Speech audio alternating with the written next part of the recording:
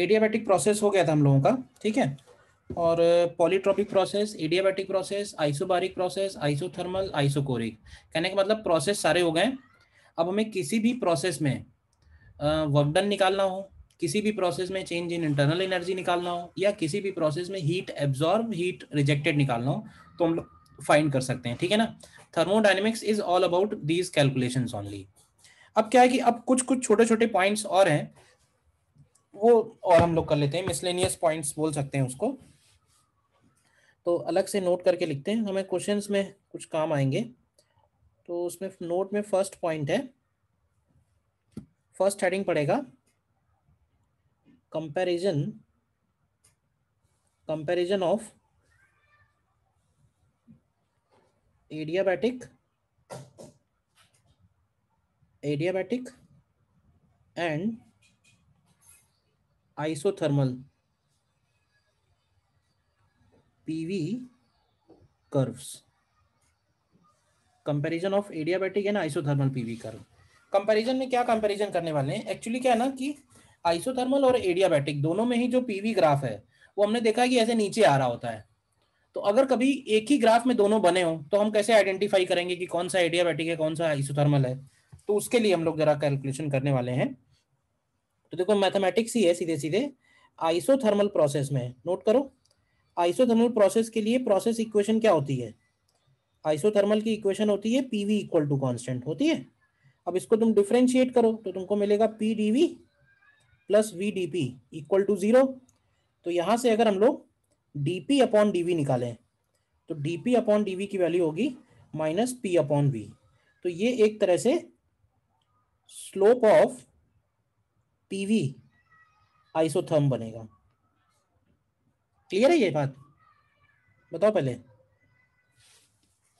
ये point clear है। Isothermal graph का, आइसोथर्मल जो कर्व है उसका किसी भी पॉइंट पे अगर हमें स्लोप निकालना है तो वो स्लोप किसके बराबर होगा, तो वो स्लोप उस पॉइंट के माइनस पी अपॉन वी के बराबर होगा। उस पॉइंट का पी, उस पॉइंट का वी और माइनस पी अपॉन वी, ठीक है।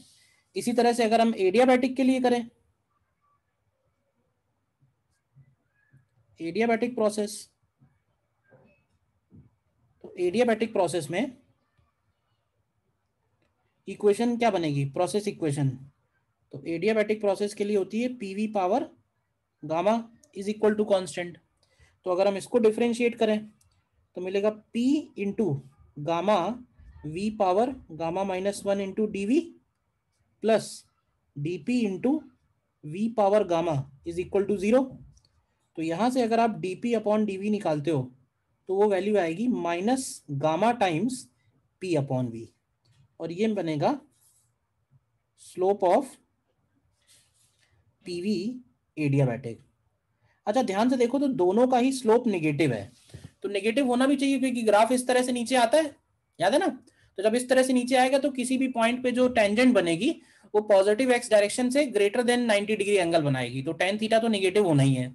अब जरा बताओगे कि दोनों के स्लोप में किसका, किस किस ग्राफ का स्टीपनेस ज्यादा होगी, कौन सा ग्राफ ज्यादा स्टीपर है, एडियाबैटिक। एडियाबैटिक। एडियाबैटिक वाला। इसका मतलब अगर कभी एक ही ग्राफ में दोनों बने हुए हैं, तो देखो जैसे मैं बना रहा हूं, ये इस तरह से ग्राफ हो जाएगा मान लो आइसोथर्मल का,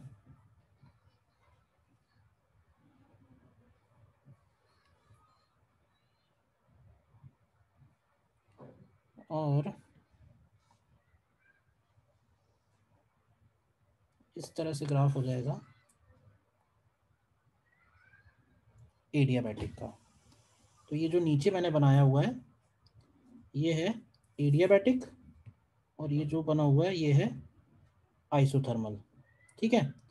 कैसे पता कर रहे हैं, ये बात तुमको फील हो रही है कि जो एडियाबैटिक वाला है वो मोर स्टीपर है, क्यों भाई, यस। Yes sir. एडियाबैटिक वाला जो है वो मोर स्टीपर है, तो ये बात दिख रही है ना। तो मेरा बस कहने का मतलब ये है कि अगर कभी आ जाएगा तो हम कंपेयर तो कर पाएंगे ना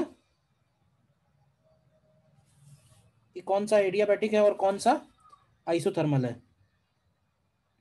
ये पॉइंट हो गया V, P, ठीक है ना।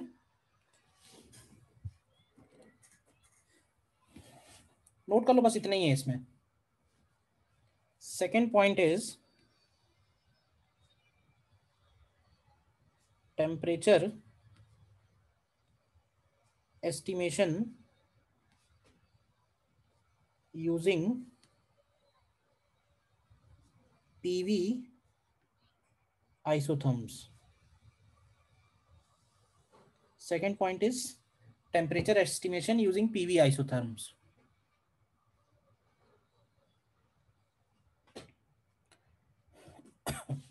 क्या है इसमें? सपोज अगर हम आइसोथर्मल पीवी कर्व बनाते हैं किसी पर्टिकुलर टेम्परेचर पे, तो जैसे मान लेते हैं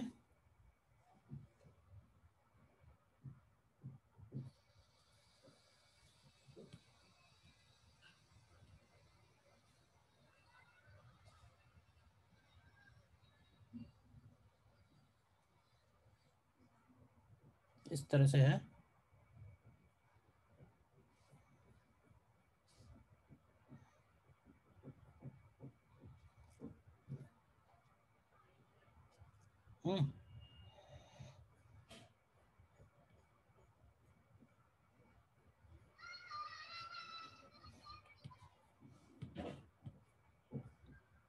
ये मैंने आइसोथर्मल कर्व बनाए हुए हैं, ठीक है। अब ये जो आइसोथर्मल कर्व हैं ये अलग अलग टेम्परेचर पे हैं, तो क्या बता सकते हो कि T1 T2 T3 T4 में कौन बड़ा होगा कौन छोटा होगा? T1 बड़ा होगा। क्यों भाई? भाई आइसोथर्मल का ग्राफ होता है, आइसोथर्मल का पीवी का लिखते हैं हम लोग, PV is equal to NRT is equal to constant, यानी कि ये जो कांस्टेंट है ये एनआरटी है ना, बोलो। तो ग्राफ ओरिजिन से जितना दूर जा रहा है बोल सकते हैं कि टेम्परेचर उतना ज्यादा होगा, नंबर ऑफ मोल्स कांस्टेंट है। बताओ यस और नो।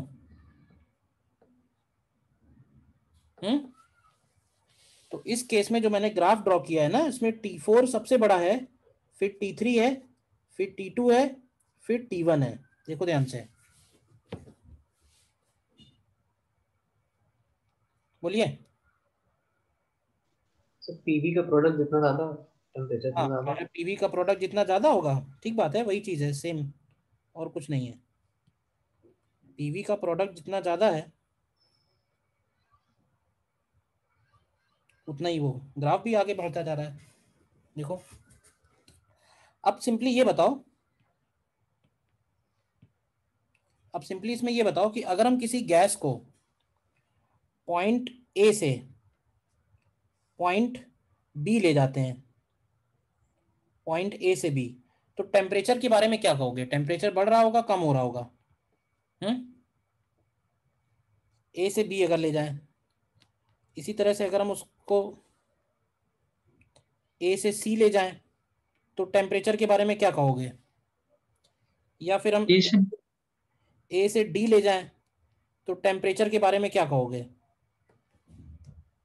बोलिए। ए से बी में टेम्परेचर इंक्रीज करेगा। ए से बी में टेम्परेचर इंक्रीज कर रहा है, बोलो। अच्छा, ए से बी में जो टेम्परेचर इंक्रीज कर रहा है उसको हम लोग ऐसे भी तो बोल सकते हैं कि ये जो ए से बी का ग्राफ है, ए से बी का जो ग्राफ है ये पहले पीछे, मतलब पहले T1 को कट कर रहा है फिर वो T2 को कट कर रहा है। ऐसे ही ए से डी में देखो ध्यान से, ए से डी में पहले वो T1 को कट कर रहा है, फिर T2 को कट कर रहा है, फिर T3 को कट कर रहा है, फिर T4 को कट कर रहा है, यानी वो हायर आइसोथर्म्स को मीट कर रहा है। हायर आइसोथर्म्स को मीट करने का मतलब है कि उसका टेम्परेचर भी इंक्रीज हो रहा है। बताओ। इसी तरह ए से सी में पहले T1 को कट कर रहा है, फिर T2 को कट कर रहा है और आगे बढ़ रहा है। तो ए से बी, ए से डी, ए से सी, किसी भी रास्ते पे अगर हम जाएंगे तो टेम्परेचर विल इंक्रीज। बताओ पहले इतनी बात। Yes sir. क्लियर है या नहीं? बोलिए। Yes sir. ठीक है। अब ऐसे सोचो कि ये बात तो हम वैसे भी बता सकते थे, वैसे बताने का मतलब ये है,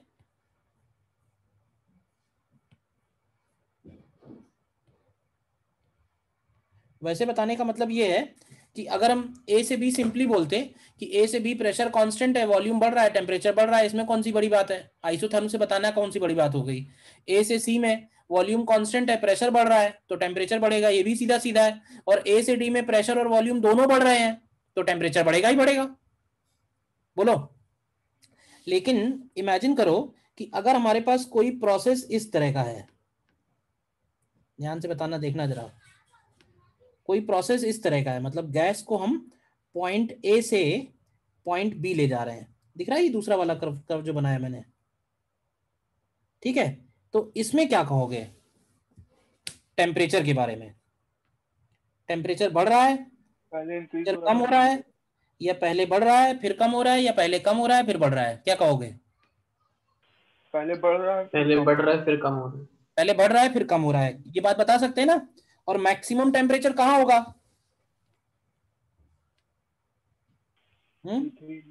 जहां पे T3 को टच कर रहा है, जहां वो टच कर रहा होगा, ठीक है ना? तो ये एक तरीका हो गया आइसोथर्मल कर्व्स की हेल्प से टेम्परेचर एस्टिमेशन का, मतलब टेम्परेचर किस रास्ते में बढ़ेगा, कब कम होगा, ये हम आइसोथर्म्स को इमेजिन करके भी बता सकते हैं। हम विजुलाइज कर सकते हैं कि ग्राफ के पीछे बहुत सारे आइसोथर्म्स बने हुए हैं। अब ये देखो कि वो जो लाइन है वो हायर आइसोथर्म्स पे जा रही है या लोअर आइसोथर्म्स पे जा रही है। तो बस अब इसको नोट कर लो, temperature while moving from A to B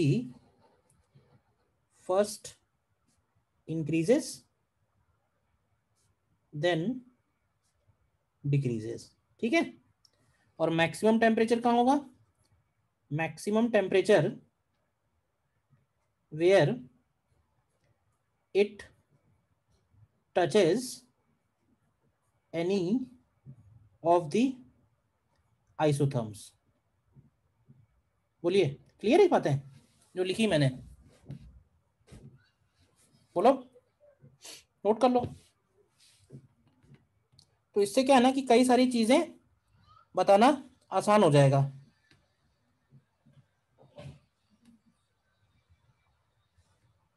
जैसे मान लो कि कोई क्वेश्चन है हमारे पास कि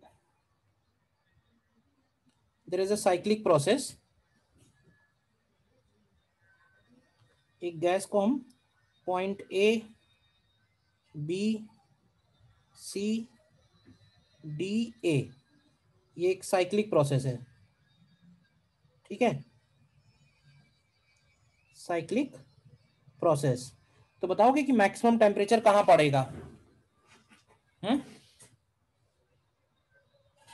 maximum temperature during cycle A B C D A कहां पड़ेगा? बी से सी के बीच। हाँ, will be between B and C. अब देखो तुम, ये बात हम लोग बिना किसी कैलकुलेशन के बता पाए, क्यों भाई? तो यही इसका फायदा है। समझ में आ गया पॉइंट? नोट कर लो जो नोट करना है। देखो ये तो हम आसानी से पता कर ले रहे हैं कि वो जो ग्राफ होगा वो कहीं बीच में ऐसी जगह आएगी जहां पे ये बी और सी को टच कर रहा होगा, क्यों भाई? लेकिन कौन सा पॉइंट होगा ये हो सकता है हम लोग डायरेक्टली ना बता पाए, तो उसके लिए तो हमें सॉल्व ही करना पड़ेगा मैथमेटिकली, जैसे हम लोगों ने लास्ट लेक्चर में शायद एक क्वेश्चन किया था, क्यों भाई? जिसमें मैक्सिमम टेम्परेचर निकालना था ड्यूरिंग द साइकिल, याद है ना?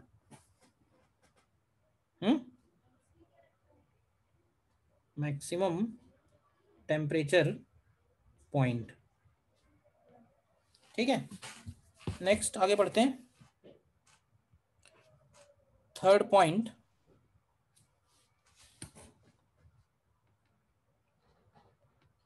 Is free expansion of a gas. Free expansion of a gas, जिसको हम लोग इरिवर्सिबल एडियाबैटिक प्रोसेस भी बोल सकते हैं, ठीक है? अच्छा, नॉर्मली हम लोग जो थर्मोडायनेमिक्स पढ़ रहे हैं फिजिक्स में, वो सारी की सारी आइडियल कंडीशंस है। आइडियल कंडीशंस में हम लोग ये बोलते हैं कि गैस को जब हम पॉइंट ए से पॉइंट बी ले जा रहे हैं तो ये प्रोसेस क्वाजी स्टैटिक है। क्वाजी स्टैटिक का मतलब होता है कि बहुत धीरे धीरे हम हीट दे रहे हैं, मतलब बहुत स्लोली प्रोसेस हो रहा है ये, मतलब इन अ लॉन्ग टाइम गैस ए से बी जा रही है, सडनली नहीं जा रही है। तो जब इन अ लॉन्ग टाइम गैस ए से बी जाएगी तो उसमें क्या होगा कि हर एक पॉइंट पे इक्विलिब्रियम आएगा, मतलब थोड़ी सी हीट दी, फिर हमने थोड़ी देर वेट किया। वेट इसलिए किया कि वो हीट पूरे गैस को मिल जाए, जो वॉल्यूम में एक्सपेंशन होना है डीवी का वो इंक्रीज हो जाए, प्रेशर में जो इंक्रीज होना है वो हो जाए। जब हो गया दोबारा से इक्विलिब्रियम एस्टेब्लिश हो गया, फिर हमने डीक्यू हीट दी तो और थोड़ा एक्सपैंड हुआ। तो ये जो प्रोसेस है this is called quasi static. Quasi static, तभी हम इसको रिवर्सिबल एडियाबैटिक बोल सकते हैं, यानी हम उसी सीक्वेंस में अगर हीट एक्सट्रैक्ट करें सिस्टम से तो वो सिस्टम बी से ए वापस आ जाएगा। मतलब जिस तरह से हीट दी है तो जाते समय जो रास्ता फॉलो हुआ है, अगर हम उसी तरह से हीट वापस लेंगे तो आते समय भी वही रास्ता फॉलो होगा। तो ये बात हम तभी बोल सकते हैं जब प्रोसेस रिवर्सिबल हो। ऐसे प्रोसेस को हम लोग रिवर्सिबल बोलते हैं। बट कुछ प्रोसेस हैं जो थ्योरेटिकली भी रिवर्सिबल नहीं है, इरिवर्सिबल है। तो ये एक स्पेशल केस है इरिवर्सिबल प्रोसेस का। समझते हैं क्या है। देखो एक एग्जांपल ले रहे हैं, और एग्जांपल ये है कि मान लो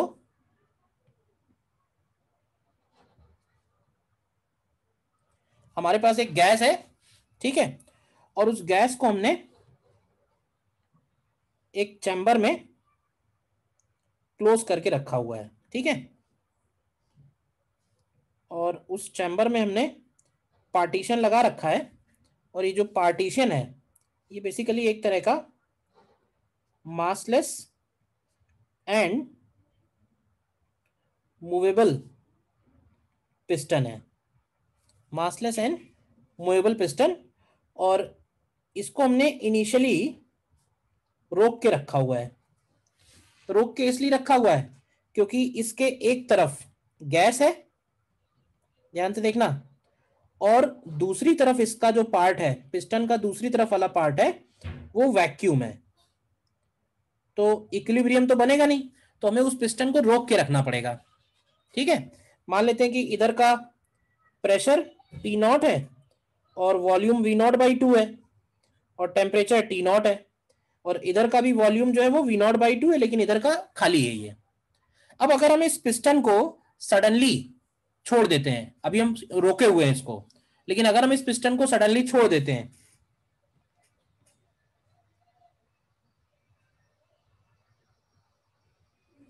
देखना जरा ध्यान से, when piston is released, तो बताओगे क्या होगा, क्यों भाई? गैस पूरे कंटेनर में एक्सपैंड हो जाएगी। गैस पूरे कंटेनर में एक्सपैंड हो जाएगी, ठीक है। अच्छा, ये जो कंटेनर हम लोगों ने लिया था, ये कंटेनर एडियाबैटिक कंटेनर है, मतलब हम बाहर से कोई भी हीट नहीं देने वाले हैं। तो ये गैस जो है पूरे एरिया में एक्सपैंड हो जाएगी, क्यों भाई? तो क्वेश्चन ये उठता है कि फाइनली गैस का टेम्परेचर क्या होगा, फाइनली गैस का वॉल्यूम तो समझ में आई क्या, वॉल्यूम V0 हो जाएगा, प्रेशर क्या होगा, टेम्परेचर क्या होगा, इस तरह का क्वेश्चन आते हैं। तो देखो ये एक स्पेशल टाइप का एक्सपेंशन है, गैस एक्सपैंड हो रही है, क्यों भाई? गैस एक्सपैंड हो रही है, और कंटेनर क्योंकि एडियाबैटिक है तो हीट तो जीरो होगा, और ये एक ऐसा एक्सपेंशन है जिसमें work done by gas zero होता है। यही इसकी खास बात है फ्री एक्सपेंशन की। और work done by gas zero क्यों है, इसको मैं एक बहुत सिंपल से एग्जांपल से समझा सकता हूं, क्योंकि तुमने तो फिजिक्स में पढ़ ही रखा है वर्क डन क्या होता है।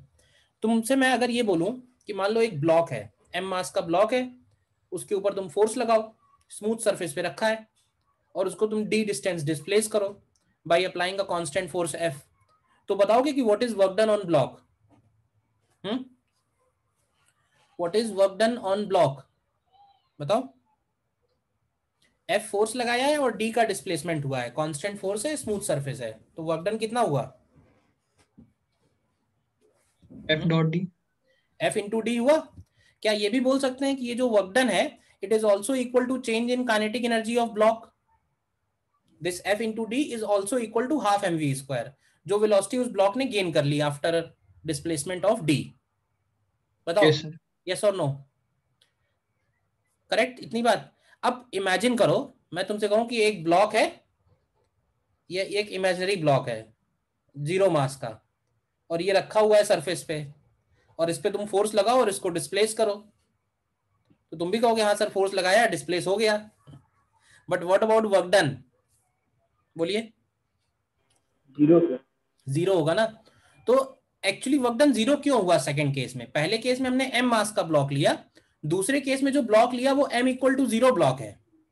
कहने का मतलब हमने फोर्स तो हम लोग तब मानेंगे ना भाई, फोर्स तो तब मानेंगे जब कुछ हो वहां पे, कोई रेजिस्ट करने वाला हो, कोई ब्लॉक है उसके अंदर इनर्शिया है, उस पर हम फोर्स लगाएंगे तो वो रेजिस्ट करेगा, तो हमें फोर्स लगाना पड़ेगा उसको मूवमेंट के लिए। लेकिन अगर कोई ब्लॉक ही नहीं है, m 0 है, तो उस केस में फोर्स की वैल्यू 0 हो जाएगी। तो यही काम यहां भी हो रहा है। नॉर्मली जब गैस एक्सपैंड होती है, तो गैस एक्सपैंड होती है और वो एटमॉस्फेयर को बाहर की तरफ धकेलती है, यानी सराउंडिंग्स को पुश करती है। तो सराउंडिंग होती है तभी तो गैस वर्क डन कर पाती है। बट अगर कोई गैस एक्सपैंड हो रही है अगेंस्ट वैक्यूम, मतलब बाहर कुछ है ही नहीं, तो अगर बाहर कुछ भी नहीं है तो गैस का वर्क डन भी 0 होगा। This expansion is called free expansion, और एक स्पेशल केस है और वेरी इंपॉर्टेंट केस है। बोलो, याद रहेगा? Work done by gas Yes, sir. In free expansion is 0, ये एक स्पेशल केस है, बस ऐसे समझ लो, जब सराउंडिंग में कुछ है ही नहीं। तो आप ऐसे बताओ कि Q 0 है, हाँ, क्योंकि हमने हीट नहीं दी। W 0 है क्योंकि फ्री एक्सपेंशन है। Then what about delta U? क्यों भाई? तो क्या डेल्टा U भी 0 हो जाएगा ना? 0. और डेल्टा U 0 होने का मतलब है कि Yes, टेम्परेचर जो है वो कांस्टेंट रहेगा, तो इसका टेम्परेचर T0 ही रहेगा। अब टेम्परेचर कांस्टेंट है, वॉल्यूम डबल हो गया है, तो इसका मतलब प्रेशर इसका हाफ हो जा रहा होगा। तो बस ये एक छोटी सी बात ध्यान रखनी है, ठीक है ना? इसको इरिवर्सिबल प्रोसेस क्यों बोलते हैं? क्योंकि एक्सपैंड तो हो जाएगी, लेकिन अगर हम इसको वापस से ओरिजिनल स्टेट में लाना चाहेंगे ना, तो हमको वर्क करना पड़ेगा। फिर सराउंडिंग आ गई, तो अगर हमने वर्क किया तो गैस अगेंस्ट सराउंडिंग वर्क कर रही है, तो जो कंप्रेशन वाला प्रोसेस होगा वो अगेंस्ट वैक्यूम नहीं बनेगा, तो कंप्रेस हम नहीं कर पाएंगे इसको हम ओरिजिनल स्टेट में ला ही नहीं सकते हैं। Hence it is irreversible process. ठीक है ना? बोलिए। Yes sir. Yes sir. Note कर लो, बस इतना ही है इसमें फ्री एक्सपेंशन में, ठीक है? नेक्स्ट पार्ट है फिर 4th पॉइंट में। 4th point is efficiency of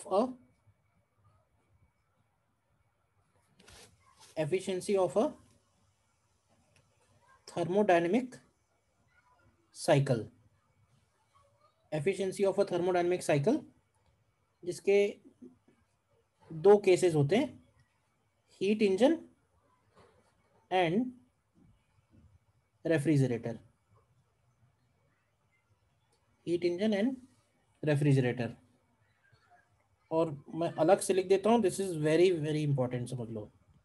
JEE main के पॉइंट ऑफ व्यू से, जेई एडवांस में तो नहीं है एफिशिएंसी, बट जेई मेन के पॉइंट ऑफ व्यू से बहुत इंपॉर्टेंट है, ठीक है? अच्छा, हीट इंजन और रेफ्रिजरेटर, ये 2 एग्जांपल हैं, ठीक है?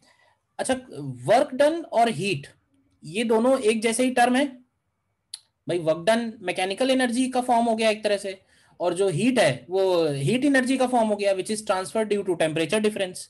तो एक तरह से देखा जाए तो वर्क डन और हीट दोनों ही एनर्जी के फॉर्म है। तो मेरा क्वेश्चन ये है, क्या हम वर्क डन को हीट में कन्वर्ट कर सकते हैं? बताओ, वर्क डन इनटू हीट, मतलब मैकेनिकल एनर्जी को हीट में कन्वर्ट कर सकते हैं? बताइए। Yes sir. Yes sir. कोई एग्जांपल बताओ मुझे, कोई प्रैक्टिकल फ्रिक्शन। एग्जांपल। और जब हम हैंड्स रब करते हैं तो sir mechanical energy sir heat energy में कन्वर्ट हो जाती है। Very good. तो जब हम लोग सिंपली हैंड रब करते हैं, विंटर का सीजन है, तो उसमें क्या होता है कि फ्रिक्शन का नेगेटिव वर्क होता है, और फ्रिक्शन का नेगेटिव वर्क हीट में कन्वर्ट हो जाता है। तो ये जो मैकेनिकल एनर्जी से हीट में कन्वर्ट करने वाला प्रोसेस है, ये तो बहुत सिंपल है, और ये 100% एफिशिएंट प्रोसेस है। मतलब इस प्रोसेस की जो एफिशिएंसी है वो 100% है। इसमें कोई भी एनर्जी का लॉस नहीं होता है। यानी अगर हम 4.2 जूल का एनर्जी लेंगे तो it can be converted into 1 calorie of heat. बोलो बताइए। लेकिन अगर मैं कहूं कि इसका ऑपोजिट कोई एग्जांपल दो, हीट को अगर हमें कन्वर्ट करना हो मैकेनिकल एनर्जी में, तो किससे होगा? ऊपर वाले का तो एग्जांपल हो गया rubbing hands in winter. Second वाले का कोई एग्जांपल? सर ट्रेन चलती है ना सर, कोयले वाली। जितने भी, कोयले वाली ट्रेन नहीं, जितने भी इंजन है, चाहे वो मोटरसाइकिल का हो, कार का हो, प्लेन का हो, ट्रेन का हो, ठीक है ना, मतलब ट्रेन, इलेक्ट्रिक ट्रेन हटा दो, डीजल या कोल, ये सारी जो ट्रेन है, जहां पे भी फ्यूल है वो फ्यूल बर्न हो रहा है और उसके बर्न होने से हमको मैकेनिकल एनर्जी मिल रही है, उन सभी जगह heat is converted into mechanical energy. बोलो इस बात से एग्री करते हो ना? तो Yes, इसमें तो एक तरह से Yes, sir. इसमें तो all types of heat engine हो गए, ऑल टाइप्स ऑफ इंजन्स, ठीक है ना। लेकिन ये जो प्रोसेस है ना, इसकी एफिशिएंसी 100% से कम होती है। मतलब ये प्रोसेस 100% एफिशिएंट नहीं है। अलग अलग इंजन की एफिशिएंसी अलग अलग है, मतलब 100% इज नॉट पॉसिबल। तो हीट इंजन हम किसको बोलेंगे? हीट इंजन हम उसको बोलेंगे जो हीट को कन्वर्ट करेगा किसमें? मैकेनिकल एनर्जी में। अब देखते हैं जरा कि ये पॉसिबल कैसे होता है, ये प्रोसेस कैसे होता है। तो एक ब्लॉक डायग्राम बनाते हैं। ब्लॉक डायग्राम में हम बीच में लिखते हैं हीट इंजन, समझना ध्यान से, हीट इंजन। और हीट इंजन में क्या होगा, हीट इंजन को हमें प्रोवाइड क्या करना होगा, हम लोग क्या प्रोवाइड करेंगे इसको, और हमको बदले में क्या मिलेगा? बताइए सोच के। हीट प्रोवाइड करें। हम लोग इसको हीट प्रोवाइड करेंगे, ठीक है। हीट प्रोवाइड करने का मतलब है कि हम लोग इसको, कोई सोर्स होगा जो कि T1 टेम्परेचर पे होगा, हायर टेम्परेचर पे, क्यों भाई? और हायर टेम्परेचर सोर्स से हम इसको लेट से क्यू हीट देंगे, ठीक है। और ये क्यू हीट एब्जॉर्ब करेगा, इसीलिए मैंने लिखा है क्यू एब्जॉर्ब। लेकिन क्या है कि कोई भी हीट इंजन अगर हम बनाएं, हीट इंजन का मतलब है कि वो किसी गैसियस सिस्टम पे, किसी फ्लूइड पे बेस्ड होगा। और कोई भी साइक्लिक प्रोसेस अगर आप बनाओ तो उस साइक्लिक प्रोसेस में हम कोई भी ऐसा प्रोसेस नहीं बना सकते हैं जिसमें सिर्फ हीट एब्जॉर्ब हो रही हो और वर्क डन हो रहा हो। कहने का मतलब है कि अगर हम गैस को किसी इनिशियल स्टेट से किसी फाइनल स्टेट में ले गए हैं और फिर उसी फाइनल स्टेट से इनिशियल स्टेट में वापस लेके आए हैं, तो देखो जब उसमें ए से बी जा रहा होगा तो उसमें हीट एब्जॉर्ब होगी, लेकिन जब वो बी से ए वापस आएगा ना तो हीट रिजेक्ट होगी। अब होगा क्या, एब्जॉर्ब और रिजेक्ट का जो डिफरेंस होगा वो इस इंजन का वर्क डन बनेगा, वो इस इंजन का क्या बनेगा? Work done. मतलब हर एक इंजन जो है वो किसी ना किसी थर्मोडायनेमिक साइकिल पे बेस्ड होगा। और वो जो थर्मोडायनेमिक साइकिल है, हम ऐसी कोई भी साइकिल नहीं क्रिएट कर सकते हैं जिसमें सिर्फ हीट एब्जॉर्ब हो रही हो, रिजेक्ट ना हो रही हो। अगर किसी एक पोर्शन में हीट एब्जॉर्ब हुई है तो दूसरे पोर्शन में हीट रिजेक्ट भी जरूर होगी, ठीक है। तो क्या होगा कि हीट इंजन एब्जॉर्ब करेगा क्यू एब्जॉर्ब और रिजेक्ट करेगा क्यू रिजेक्टेड। और ये जहां हीट रिजेक्ट करेगा वो कहलाएगा सिंक, T2 टेम्परेचर पे होगा और वो लोअर टेम्परेचर होगा। अब ऐसे समझो कि कोई इंजन है और इन दोनों एनर्जी का जो डिफरेंस है वो वर्क डन हो जाएगा। कितना वर्क डन किया इसने? तो इसने जो वर्क डन किया है that is Q absorb minus Q rejected. बताओ, Q absorb minus Q rejected. अब देखो इंजन की अगर हमें एफिशिएंसी डिफाइन करनी है तो हम लोग तो ये देखेंगे ना कि हमारा फ्यूल कितना लगा, हमने कितना फ्यूल बर्न किया। अच्छा, हमने फ्यूल बर्न किया, उससे क्यू एब्जॉर्ब हीट जनरेट हुई और वो हीट इंजन को चली गई। हीट इंजन ने डब्ल्यू वर्क किया और उसी प्रोसेस में, उसी एक साइकिल में हीट इंजन ने क्यू रिजेक्टेड हीट रिजेक्ट भी करी है। अब जरा सोच के बताओ ध्यान से, फ्यूल बर्न करके हमने हीट जनरेट की, वो हीट हमने हीट इंजन को दी, अब हीट इंजन ने उसमें से कुछ वापस कर दी, तो क्या उससे हमारा वापस फ्यूल बन जाएगा? बोलो, हमारे लिए तो ये लॉस ही हुआ ना एक तरह से, बताओ। Yes sir. Yes sir. हम बाद में जो हीट आई उससे चाय बना लेंगे तो वो यूज हो जाएगी। कहने का मतलब है कि हमने जो हीट दी और उसमें से जो वर्क डन हुआ, बस हमारे लिए यही दोनों इंपॉर्टेंट है। हीट जो हम दे रहे हैं वो हमारा इनपुट हो गया और जो वर्क डन आ रहा है वो हमारा आउटपुट हो गया। तो एफिशिएंसी जब हम लोग डिफाइन करते हैं तो एफिशिएंसी को यही लिखते हैं, efficiency is equal to work done, ठीक है, and divided by heat absorbed. तो ये बात तुमको लॉजिकली भी समझ में आती है ना, मतलब सिर्फ फॉर्मूला नहीं है, समझ में भी आ जाना चाहिए कि क्यों आया ये फॉर्मूला। और वर्क डन को हम लोग लिख सकते हैं Q absorb minus Q rejected and upon Q absorb.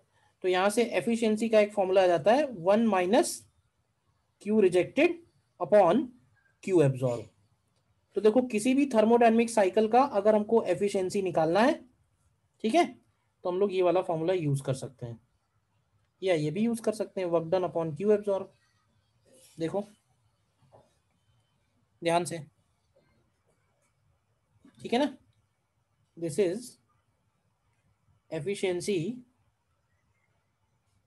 Of a heat engine. Note करो पहले यहां तक, कोई डाउट है बताइए। Efficiency of a heat engine, ठीक है। तो ये इसको मैं यहां लिख देता हूं, ये था point number A which is heat engine. अब देखो हीट इंजन और रेफ्रिजरेटर, मैं कहूंगा कि दोनों में कोई फर्क नहीं है, अगर हम कंसेप्ट सही से समझेंगे तो वो एक ही चीज है। तो मैं तुम्हें एक बात में एक ही चीज से समझा दूंगा दोनों चीजें। देखो सेम ब्लॉक डायग्राम मैंने कॉपी किया है, ठीक है, हीट इंजन की जगह रेफ्रिजरेटर लिख दूंगा, ठीक है, हीट इंजन की जगह रेफ्रिजरेटर, ठीक है। इस बार क्या होगा, जो सोर्स और सिंक है, रेफ्रिजरेटर का काम क्या होता है? रेफ्रिजरेटर का काम है कि वो लोअर टेम्परेचर से हीट लेगा और हायर टेम्परेचर पे हीट देगा। बताओ यस और नो? Yes sir. हीट का जो नेचुरल फ्लो है, हीट का नेचुरल फ्लो है higher temperature to lower temperature, लेकिन जो रेफ्रिजरेटर है वो उस नेचुरल फ्लो के अपोजिट काम करता है। रेफ्रिजरेटर जो है वो लोअर टेम्परेचर से हीट लेगा और हायर टेम्परेचर पे हीट देगा। तो सेकंड लॉ ऑफ थर्मोडायनेमिक्स आप लोग केमिस्ट्री में पढ़ोगे डिटेल में, मैं केवल एक आइडिया दे देता हूं कि second law of sir thermodynamics ये बात नहीं कहता है। समझ रही सर। अरे सर रेफ्रिजरेटर ये वाली जो बात नहीं समझ में आई लोअर तो? टेम्परेचर से होगा। रेफ्रिजरेटर क्या करता है बेटा, यस जरा सर। सोचो भी तो, दिमाग लगाओ, मेरे ऐसा समझाने वाला, तुम्हारे ऐसे डाउट पूछने वाला, सोचो तो रेफ्रिजरेटर करता क्या है? सर फिर ठंडी कैसे होती चीजें मतलब? अरे मैं वही तो बोल रहा हूँ, रेफ्रिजरेटर हीट कहाँ से एक्सट्रैक्ट करता है और कहाँ हीट रिजेक्ट करता है। Yes sir. सर मतलब जो हम लोगों ने मटेरियल रखा है सर उससे एक्सट्रैक्ट करता है हीट।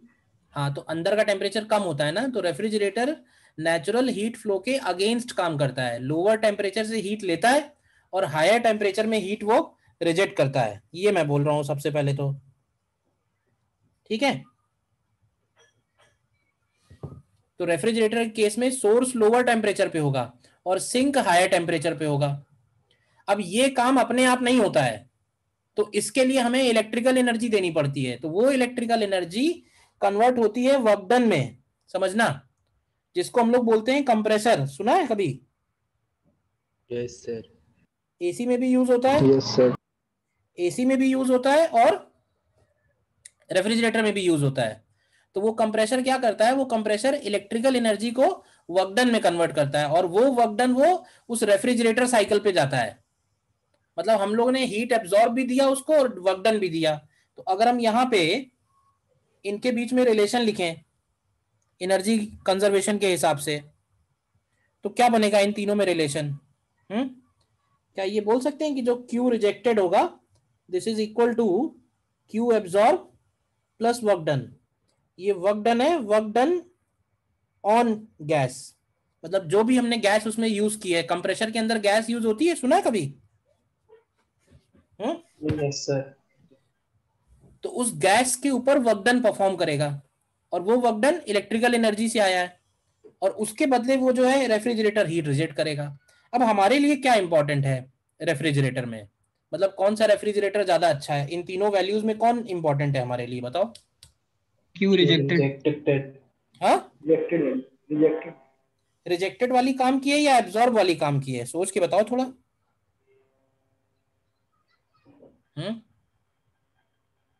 अरे रेफ्रिजरेटर जिस जिस जिस चीज को ठंडा कर रहा है उससे कितनी हीट ले रहा है वो इंपॉर्टेंट है ना,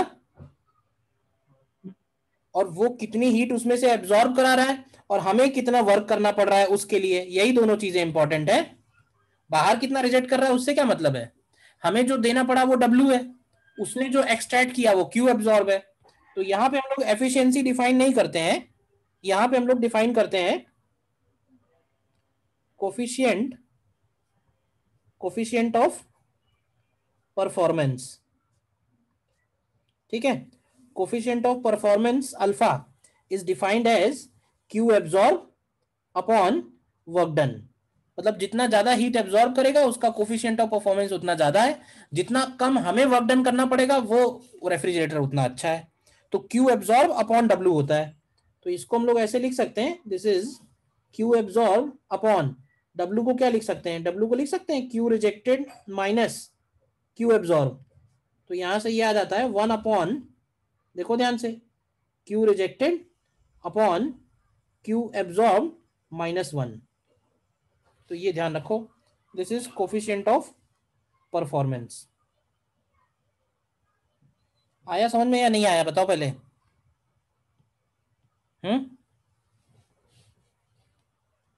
देखो ऊपर वाले केस में, पिछले वाले केस में W साइकिल इज पॉजिटिव यानी कि क्लॉकवाइज होगी, लेकिन यहां पे जो W साइकिल होगा वो नेगेटिव होगा यानी एंटी क्लॉकवाइज होगी। यहाँ पे वर्क डन सराउंडिंग कर रहा है, वर्क डन गैस के ऊपर, गैस कंप्रेस हो रही है तो गैस का वर्क डन नेगेटिव है यहाँ पे, तो W साइकिल यहाँ नेगेटिव होगा, तभी उसको हम लोग कंप्रेसर बोलते हैं। ठीक है, रेफ्रिजरेटर के केस में हम लोग कोफिशिएंट ऑफ परफॉर्मेंस निकालते हैं और हीट इंजन के केस में हम लोग एफिशिएंसी निकालते हैं। डायरेक्ट फॉर्मूला याद रखो, वो भी सफिशिएंट है। ठीक है, यस सर। देन एक साइकिल हम लोगों को स्टडी करनी है जिसको बोलते हैं कार्नोट साइकिल। ठीक है, एंड कार्नोट साइकिल एक तरह का थर्मोडायनेमिक साइकिल है, साइक्लिक प्रोसेस है जिसमें 2 एडियाबैटिक कर्व है और 2 आइसोथर्मल कर्व है। देखना मैं पहले डायग्राम बना लूं फिर तुम बनाना।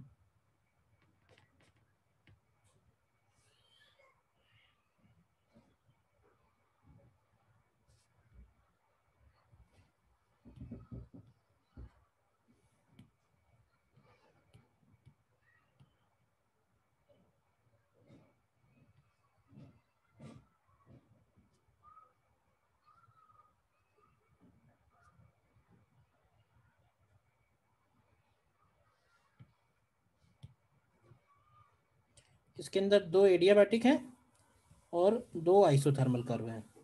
तो मान लेते हैं कि ये 2 आइसोथर्मल कर्व हो गए, ये T1 है और ये T2 है। ठीक है, और एडियाबैटिक कर्व इसमें जो 2 हैं वो ये वाले हैं।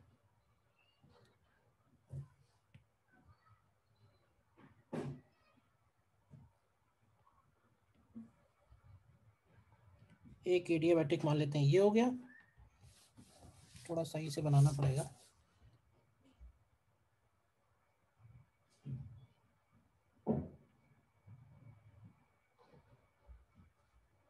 और एक एडियाबैटिक ये हो गया।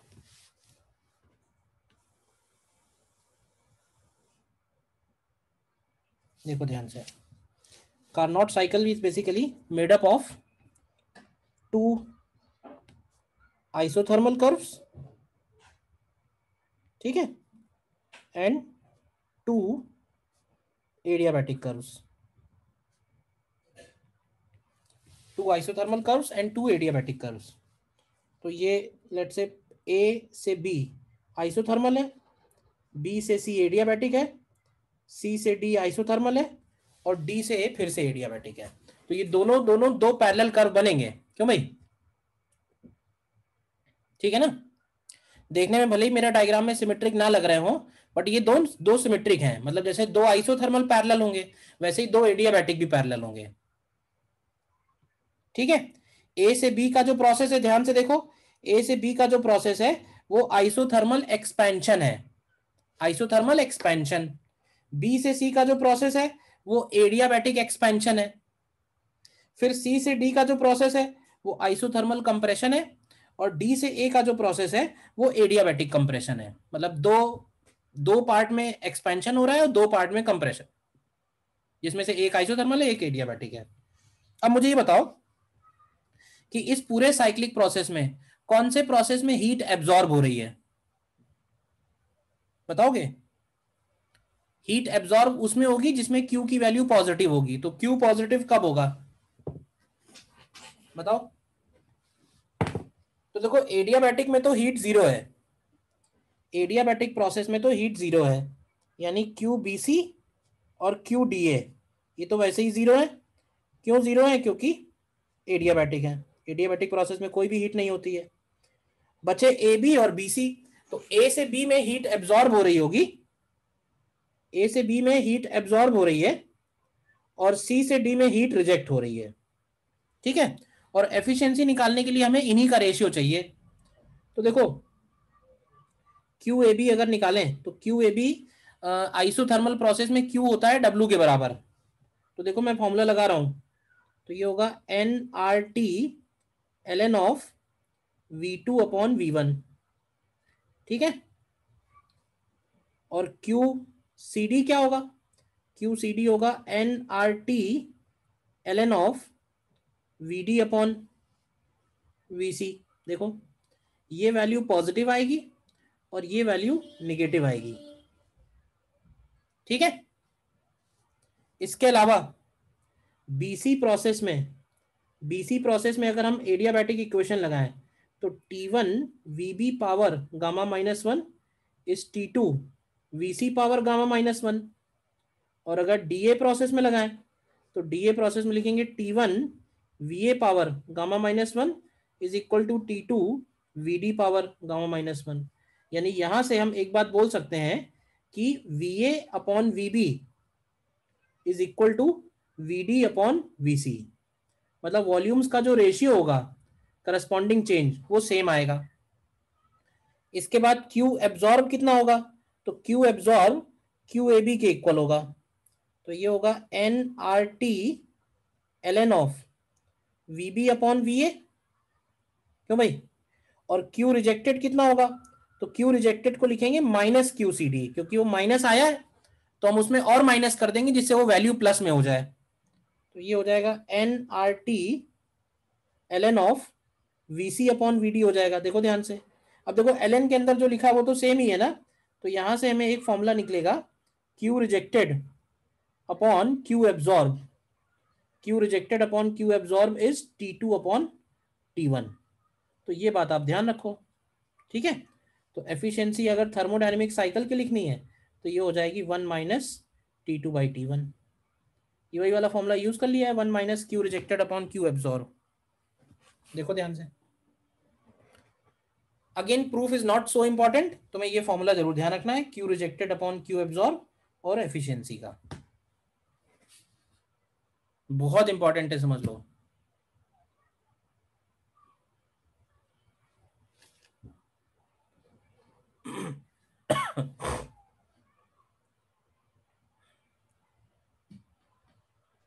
सर ये जो साइकिल्स हम लोग ने इंक्रीज कर दिए तो सर ये एफिशिएंसी बढ़ाने के लिए किए होते हैं?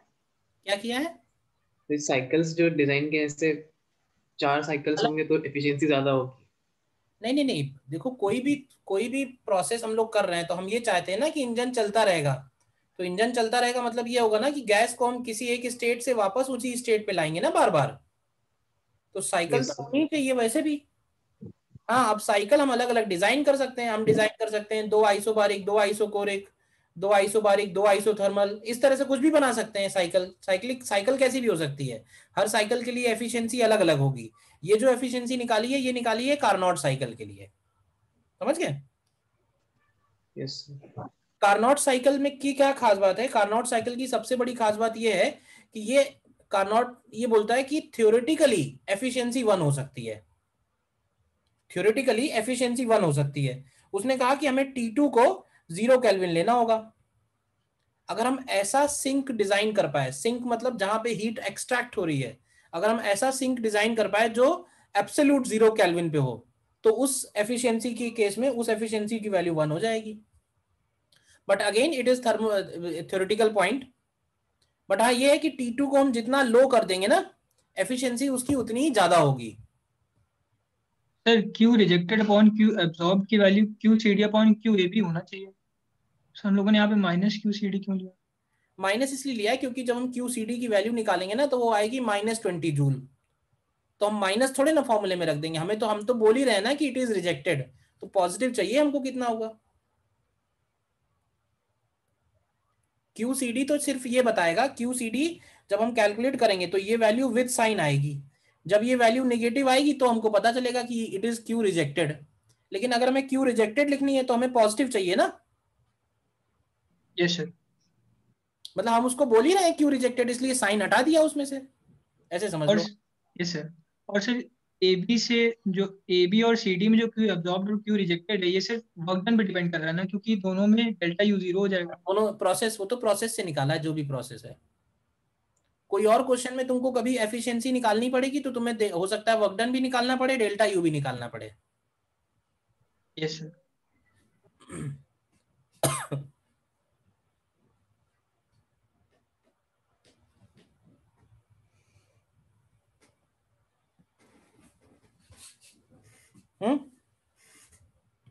देखो नोट कर लो। ठीक है। और एक पॉइंट और है, मैं उसको प्रूफ नहीं कर रहा हूँ, एक फॉर्मूला है छोटा सा, वो तुम और ध्यान रखो। और वो फॉर्मूला है mean free path of gas molecules. Mean free path of gas molecules, जिसको हम लोग लैम्डा से डिनोट करते हैं। What is mean free path? तो इसके लिए हम लिख सकते हैं, this is average distance, it is average distance traveled by a gas molecule between two successive collisions। मतलब गैस मॉलिक्यूल्स जब किसी वेसल के अंदर बंद हैं तो वो रैंडम डायरेक्शन में मूव कर रहे हैं और आपस में टकरा रहे हैं। तो एक मॉलिक्यूल अभी टकराया और दोबारा जब वो टकराएगा तो वो जो डिस्टेंस ट्रेवल्ड है उसको हम लोग बोलते हैं मीन फ्री पाथ। मतलब इतनी देर के लिए वो फ्री रहा, वो टकराया नहीं किसी से। ठीक है, तो this mean free path comes out, इसका एक एक्सप्रेशन है, it is RT upon √2 pi d square Na into P. ठीक है, डायरेक्ट इस पे क्वेश्चंस आए हुए हैं, तुम बस फॉर्मूला धीरे सीधे याद रखो। एनसीईआरटी में भी फॉर्मूला ही दिया हुआ है, प्रूफ नहीं किया हुआ है। और डी की वैल्यू है, D is called diameter of gas molecule. बाकी सब तो पता है कौन क्या है, क्यों भाई? भाई आर पता है, यूनिवर्सल गैस कांस्टेंट, टी हो गया एब्सोल्यूट टेम्परेचर, Na हो गया एवोगैड्रो नंबर, और पी हो गया प्रेशर ऑफ गैस। ठीक है, तो अगर हमें डिस्टेंस मालूम है तो कई बार ये भी पूछता है कि what is average time between two successive collisions. What is average time between two successive collisions? तो अगर टाइम निकालना है तो हम लोग लैम्डा में एवरेज वेलोसिटी से डिवाइड कर सकते हैं। एवरेज वेलोसिटी मालूम है ना? कौन सी एवरेज वेलोसिटी बताओ?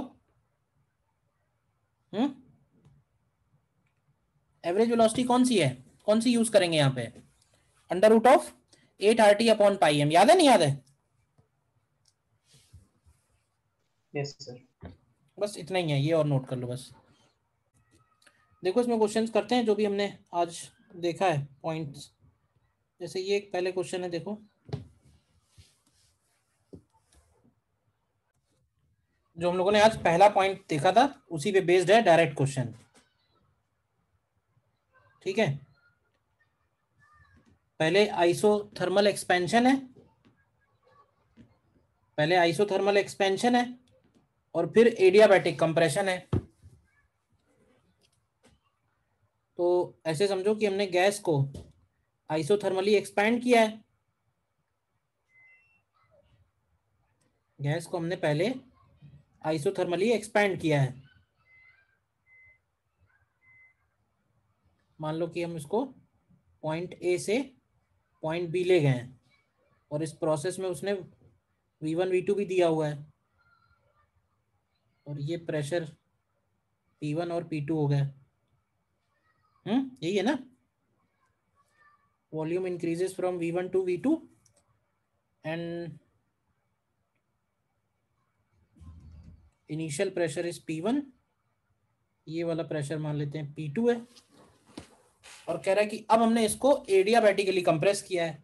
तो मेरा क्वेश्चन ये है कि अब जब हम इसको एडियाबैटिकली कंप्रेस करेंगे तो ये जो ग्राफ बना है अगला वाला, ये ग्राफ ऊपर से जाएगा कि नीचे से जाएगा?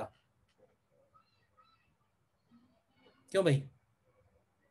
स्लोप ज्यादा है, ऊपर से जाएगा। ऊपर से जाएगा ना, क्योंकि ये वाला एडियाबैटिक है। अब ये अगर ऊपर से जाएगा और ये इनिशियल वॉल्यूम तक जाना है इसको, क्यों भाई? इसको इनिशियल वॉल्यूम तक जाना है, तो ये जो फाइनल पॉइंट आएगा यहाँ पे, इस पॉइंट पे प्रेशर के बारे में क्या कहेंगे? प्रेशर P3 कंपेयर करेंगे, बड़ा होगा ना। तो बस सीधे सीधे आ गया यहाँ से कि P3 बड़ा होगा P1 से। W के बारे में क्या कहेंगे? क्यों भाई? W आइसोथर्मल का जो मैग्नीट्यूड है वो कम है W एडियाबैटिक के, और एडियाबैटिक में W नेगेटिव होगा। क्यों भाई? तो हेंस W लेस देन 0 हो जाएगा। बताओ सर ये ग्राफ नीचे से नहीं जा सकता ये भी क्यों?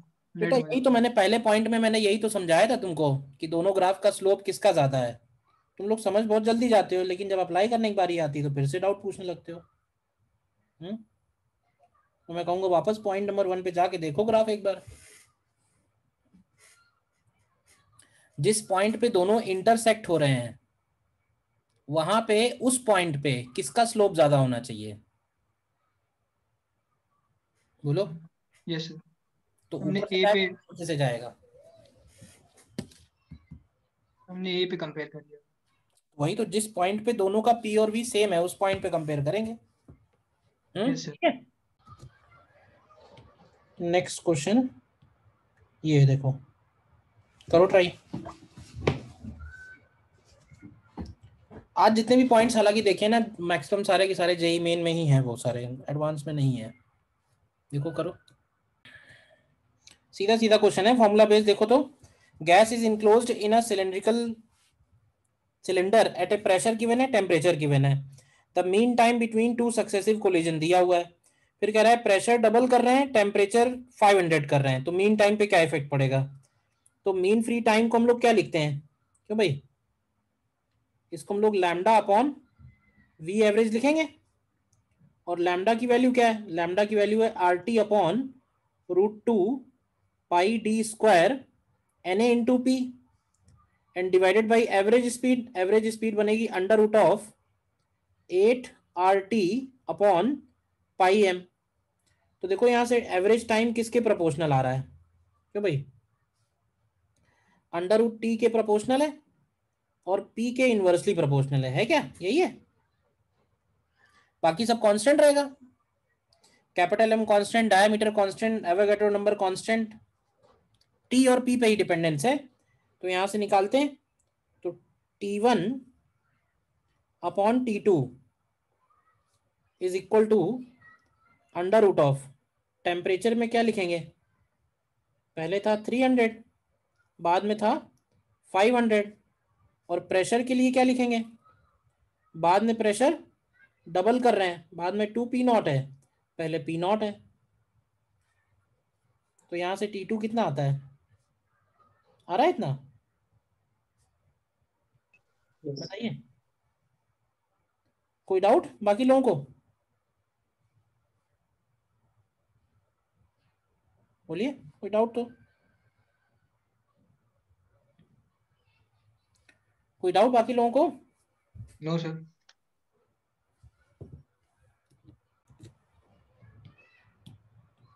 नेक्स्ट देखो, नेक्स्ट क्वेश्चन क्या करेंगे इसमें, 500 केल्विन आएगा आंसर। देखो कह रहा है कि दो कार्नोट इंजन है, ठीक है, engine A and engine B, engine A engine B. अब कह रहा है कि पहला इंजन जो है वो हीट एब्जॉर्ब कर रहा है कितने टेम्परेचर से, 600 केल्विन से, और हीट रिजेक्ट कर रहा है T2 टेम्परेचर पे, और वो जो हीट रिजेक्ट कर रहा है वो बी एब्जॉर्ब कर रहा है, और बी हीट रिजेक्ट कर रहा है कितने टेम्परेचर पे, 400 केल्विन पे। तो ये मान लो रिजेक्ट कर रहा होगा Q3, क्यों भाई, तो इसका वर्क डन होगा Q1 माइनस Q2, क्यों भाई, और इसका वर्क डन होगा, इसका वर्क डन होगा W2, WA एंड WB। तो WB की वैल्यू होगी Q2 माइनस Q3। बताइए, अब क्वेश्चन में कह रहा है कि उनके वर्क डन सेम है, तो वर्क डन अगर सेम करेंगे तो Q1 minus Q2 is equal to Q2 minus Q3। तो यहां से एक काम ये कर सकते हो तुम कि Q2 से मान लो डिवाइड कर दो, तो आ जाएगा Q1 upon Q2 minus 1 is equal to 1 minus Q3 upon Q2। और Q1 अपॉन Q2 को हम लोग क्या लिख सकते हैं, क्या 600 अपॉन T लिख सकते हैं, क्यों भाई, equal to 2 minus Q3 upon Q2 को 400 अपॉन T लिख सकते हैं। बताओ, तो यहां से T की वैल्यू देखो क्या आती है, 500 आ रही है, बोलिए। सर मतलब एफिशिएंसी इक्वल करेंगे ना बस। एफिशिएंसी इक्वल नहीं करी है बेटा, वर्क डन इक्वल करे, एफिशिएंसी कहाँ इक्वल की है, एफिशिएंसी तो अलग ही अलग आएगी ना। इसकी एफिशिएंसी अगर निकालेंगे तो वो आएगी 1 माइनस 5/6, यानी इसकी एफिशिएंसी आएगी 1/6, और इसकी एफिशिएंसी निकालेंगे तो ये आएगी 1 माइनस 4/5, तो इसकी एफिशिएंसी आएगी 1/5। तो एफिशिएंसी कहाँ सेम है दोनों की, वर्क आउटपुट सेम की है। बोलिए, नहीं समझ में आया, आ गया सर।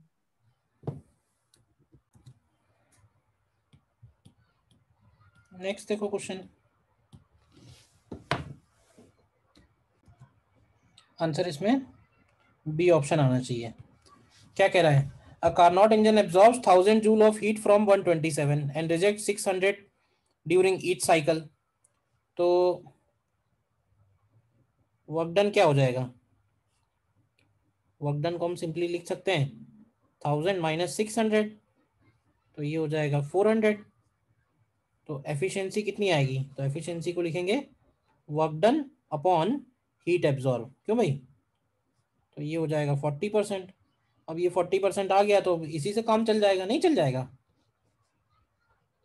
नहीं तो इसको लिखो 1 minus T2 upon T1, T1 की जगह 400 आएगा, and this is equal to 0.4। तो यहाँ से T2 निकालो कितना आता है,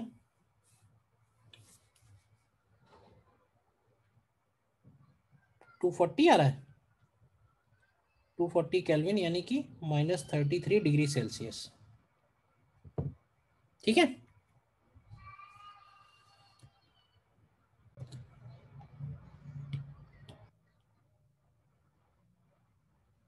नेक्स्ट क्वेश्चन देखो, ये है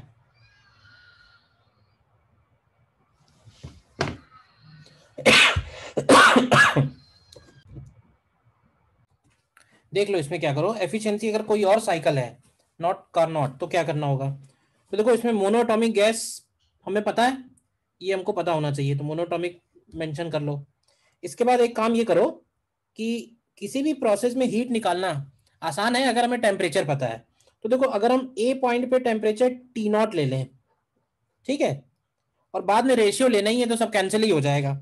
तो बी पे टेम्परेचर क्या 3 टी नॉट बोल सकते हैं, बताते जाओ। Yes, सी पे टेम्परेचर 6 टी नॉट और डी पे टेम्परेचर 2 टी नॉट। बताओ पहले, पहला स्टेप क्लियर। yes sir. अब ए बी कैसा प्रोसेस है, ए बी कैसा प्रोसेस है, Isoporic. आइसोकोरिक। आइसोकोरिक प्रोसेस में क्यू क्या होता है, तो आइसोकोरिक में क्यू होता है n C P n C V delta T. क्यों भाई, तो सी वी की वैल्यू रख दो, सी वी की वैल्यू होगी मोनोटॉमिक है तो 3R/2 और डेल्टा टी की जगह क्या आएगा 2 टी नॉट। इसी तरह से बी सी कैसा प्रोसेस है, आइसोबारिक, तो इसको लिखेंगे n C P delta T, तो सी पी की जगह आएगा 5R/2 और डेल्टा टी की जगह 3 टी नॉट। फिर आ जाओ Q C D, again isochoric है लेकिन इस बार टेम्परेचर कम हो रहा है तो क्यू निगेटिव आना चाहिए, तो तुम देखोगे कि अपने आप ही निगेटिव आएगा। डेल्टा टी जब लिखोगे तो ये -4 टी नॉट आएगा। और क्यू डी ए निकालोगे तो ये भी आइसोबारिक है, कंप्रेशन है तो क्यू फिर से निगेटिव आएगा। तो एन 5R/2 और डेल्टा टी की जगह -T0। अब ध्यान से समझना, इन दोनों को अगर हम ऐड करेंगे तो हमको रिजेक्टेड हीट मिलेगी और इन दोनों को ऐड करेंगे तो हमको एब्जॉर्ब हीट मिलेगी। यस और नो? तो Q absorb is equal to क्या हो जाएगा, तो एक काम करो NR/T0 कॉमन ले लो और क्या आएगा, तो और आएगा 3 + 15/2 और क्यू रिजेक्टेड अगर लिखेंगे तो इन दोनों को ऐड कर लो, माइनस साइन हटा देंगे हम, ठीक है, तो ये बनेगा 6 + 5/2। देखो है नहीं है, तो एफिशिएंसी क्या होगी 1 - Q rejected upon Q absorb, तो 1 - क्या बनेगा 17/2 डिवाइडेड बाई 21/2, तो 1 - 17/21 यानी कि 4/21 आ रही है। तो ये परसेंटेज में बदलेंगे तो 19.04% आएगी। तो आंसर इसका 19 दिया था। बताइए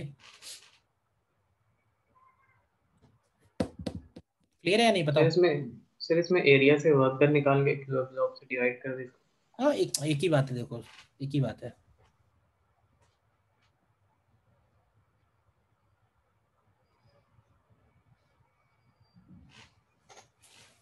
ठीक है, तो हीट एंड थर्मोडायनेमिक्स इलास्टिसिटी ये पोर्शन यहाँ खत्म होता है।